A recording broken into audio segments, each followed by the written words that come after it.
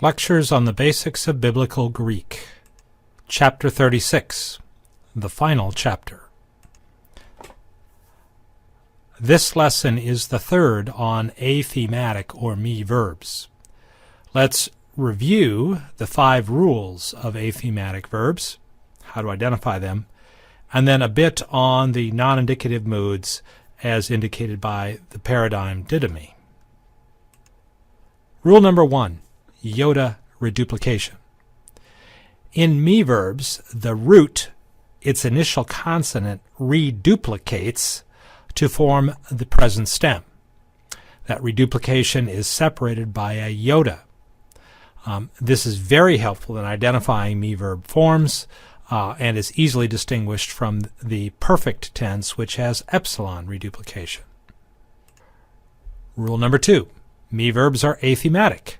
That is, they do not use a connecting vowel in the present tense. So, reduplication, did, plus the root, the stem, da, plus the personal ending, men, didomen. Those 3 parts go together. However, in the imperfect, for example, the connecting vowel does recur. Notice how the da of the root plus the epsilon connecting vowel contract to omicron upsilon in the second person singular imperfect indicative active. Rule number 3, mesiasi, the 3 new personal endings in athematic verbs.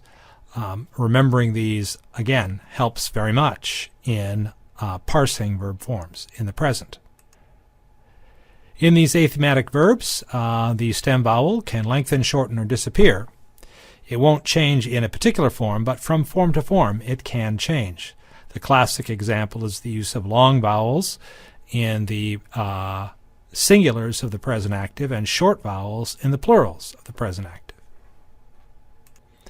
And lastly, Rule 5, many me verbs use kappa alpha as their tense formative in the aorist, as opposed to sigma alpha. That is not confused with the perfect tense, because the perfect tense will have epsilon reduplication, whereas the aorist will just have an augment. The non-indicative forms follow these same 5 rules, and so, for example, in the subjunctive, the only difference between the present and the aorist actives are the use of reduplication in the present. Only second-person imperatives occur in the New Testament. The 2 that require memorization are the second-person singular. As with other imperatives, they're a bit hard to identify, but once recognized, they are easily recalled. We've talked previously about how the vowel of the root can lengthen, shorten, or drop out.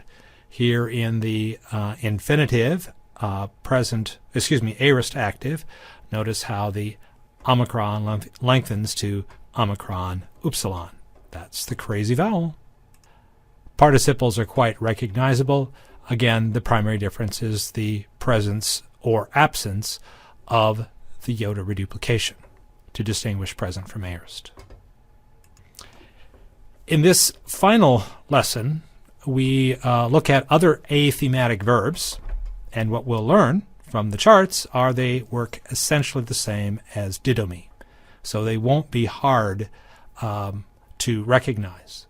We'll talk a bit more about the nuances of the definite article, which we've been working with since the very beginning of the course. Now it's time to give some framing to it. And then a little bit about sentence structure to end this unit and this year of the Basics of Biblical Greek. Other athematic verbs. There are 4 basic athematic patterns. Sta, the, da, and dekni. And in all of these forms, the present active is essentially identical. There are a couple of nuances, and let's look at them individually. First of all, with sta, iota reduplication would give sista, but what happens is that aspirated sound becomes a rough breathing mark, histemi. And so iota reduplication is there, just a different sound is used instead of the S or sigma sound. Also, please notice in the third person plural, when the hista, the root, runs up against the asi ending, those two alphas together contract, and thus the accent histasi for the third person plural. With the, reduplication would give thith, but that aspirated th sound hardens to tithemi. Again, iota reduplication is still there. It's just a little less obvious because two different consonants are involved, but they're related consonants, and once one recognizes it, no big deal. The fourth pattern, deiknemi, is the one that indicates to us what's starting to happen in the Hellenistic period, and that is athematic verbs are migrating toward becoming thematic verbs. So, for example, the second person singular ending is thematic, deikni es. So there is a connecting vowel in that particular form. Also, please note, no iota reduplication in the present. So it becomes important to pay even more attention to the personal endings as one works with this particular verb. This is a pattern that will gradually show itself with a few other me verbs that show up in the New Testament. That is the taking on of thematic endings, even though me verbs in the classical world are athematic. So before you are the four main patterns of me verbs as they show up in the New Testament. These are the primary ones that will occur. Do recall, though, that they will often come with in compound forms with prepositions. So paradidomi, to betray or hand over, epitithemi, to set before someone, and so forth.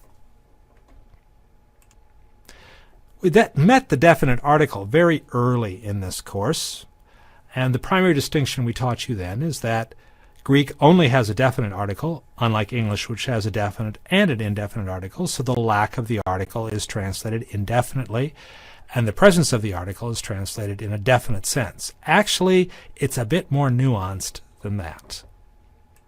In Greek, the purpose of an article is not to make a word definite, although it does sometimes. Rather, when present, the article emphasizes identity. It identifies a particular noun or construct. Now, to be sure, sometimes it functions as in English. Hoi mathetai, the disciples, Ioannou of John. That's a classic definite article, makes the noun definite. But let's look at the next case. Preach the word.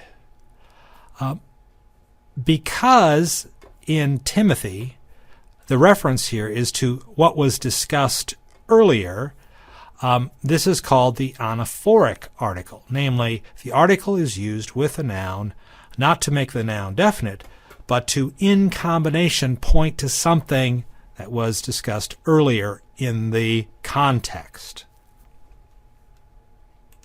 A third example is the deitic article, or the demonstrative article, where it's better to translate the article with a demonstrative pronoun than with just the word the. So, for example, the place is deserted doesn't make as much sense in its context as the disciples. This place is deserted. There's no hutos in the sentence, but the article is functioning in a deitic form, that is, in place of the demonstrative. A fourth way in which the article is used is as the article par excellence, pointing to a unique character. Are you the prophet? We're not talking about the prophet in a local context, but an absolute, the prophet that was expected from the Old Testament. That's implied by the use of the article in this case. Very similar is the monadic article, where the article is used to designate or to identify a particular noun as one of a kind. Behold, the Lamb of God. It's not like there are going to be, in another case, a different Lamb of God. There's only one. It's one of a kind. The substantival use we've seen quite often, where an article turns an adjective, a participle, or even a prepositional phrase into a noun. The one who comes, ha erkomenos. This particular usage as a personal pronoun we've seen also, where a definite article plus the particle de or men is used at the beginning of the sentence in place of a personal pronoun. They said to him, ha de, instead of autoi. And at times, the article is used in place of a possessive. Husbands, love your wives. Not love the wives, love your wives, as Christ loved the church. Ha andres agapete tas ginaikos. And in this final example, the article functions as a relative pronoun. They are like children, paidiois, who sit in the marketplace. The article with the participle functions as a relative clause here, relative pronoun. And lastly, an article can simply be a grammatical marker. The repetition of the article with the adjective after a noun with an article is the attributive use of the adjective. It grammatically says that the clause means the good book. It's the adjective agathon is not connected to something else in the sentence. It's connected to what went before. It doesn't get a separate translation. So as you can see, there are a number of ways in which the article actually works when we translate it. You have been learning these sort of indirectly. Now you see the full grammatical discussion of them. Wallace's Grammar has about a 60-page section that goes into all of these nuances. For those of you who have insomnia at night, it's recommended reading. But what about when the article is absent? Sometimes when the article is absent, the stress is on the quality of the substantive. For example, in the phrase ho theos agape estin, God is love. It does not mean that God equals love, but rather that God has the quality of love. That's a characteristic quality of God. And of course, the absent article can be indefinite, as in English. A woman from Samaria comes to draw water. Notice the Guinea, ek, tes, Samarias has no article. It just means an indefinite woman comes out. Of course, she'll become quite a character as the conversation develops with Jesus. Lastly, a word about sentence structure. When we began our discussion of Greek, we noted that English determines the usage of words by word order. So subject, verb, object. The child ate the cake. We can tell that child is the subject and cake is the object by word order. When we started working with Greek, the stress was always look at the endings to indicate how the word is used in the sentence, whether it is subject, object, or verb. In reality, there is a general word order in Greek also. Verb, subject, object. Notice it's not the same as English. However, that order is often violated and done so for emphasis. Something's put at the beginning of the sentence or at the end of the sentence for emphasis. Te gar chariti. By grace you have been saved through faith, reads this sentence. The emphasis is on grace. One would expect the object at the end of the sentence. In normal Greek word order, here it's at the beginning for emphasis. In this lesson, we looked at other athematic verbs and discovered that the 5 rules work pretty well with them as well. Only in the 4th class, deiknemi, is there some variant from the 5 rules, no iota duplication, and the occasional appearance of thematic endings. In terms of the definite article, we noted the range of nuance in the use of the definite article, which really is more about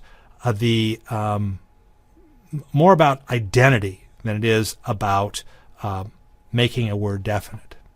And then a few comments on normal sentence structure alerts the translator to irregular ordering done for emphasis.